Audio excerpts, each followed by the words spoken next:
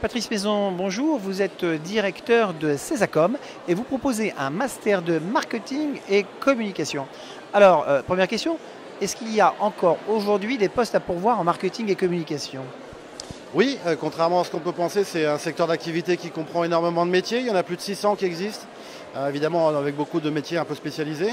Là aujourd'hui, il y a du boulot dans la com, il faut simplement savoir où il faut aller. Parce que la communication, dans tous ces métiers, il y en a plein qui sont un peu bouchés, mais il y en a beaucoup, il y a beaucoup de recrutement. Évidemment, le web en fait partie, mais aussi un secteur où vont beaucoup nos étudiants en sortant de chez nous, c'est-à-dire la communication interne, dans des travaux, enfin dans des métiers comme responsable de communication ou chargé de communication.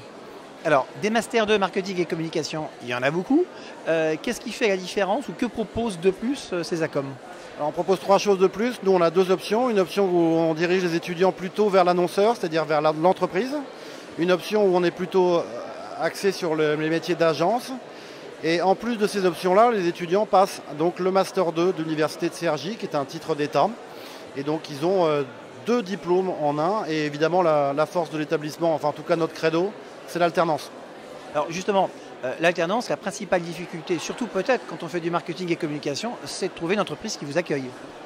Oui et non, parce qu'effectivement la crise profite pas trop mal à l'alternance. Certaines entreprises préfèrent recruter des étudiants sous des dispositifs tels le contrat de professionnalisation plutôt qu'embaucher. Alors c'est au détriment de l'embauche, mais du coup l'alternance se part pas si mal que ça, et c'est quand même largement le meilleur moyen pour trouver un boulot par la suite néanmoins.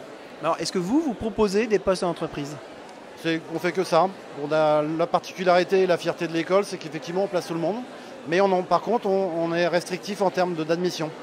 Et donc on prend beaucoup moins d'étudiants qu'il ne faudrait, car nous, notre but c'est de trouver du boulot à tout le monde.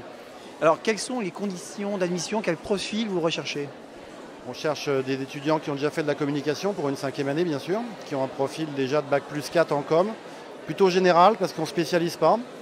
Donc après, le test d'admission, c'est assez classique. Il y a un test un peu atypique qu'on prépare pour voir si l'étudiant a vraiment des capacités en communication. Il y a l'entretien, il y a le détail du profil, on parle du CV. Enfin, tout ça est assez classique. Patrice Maison, merci.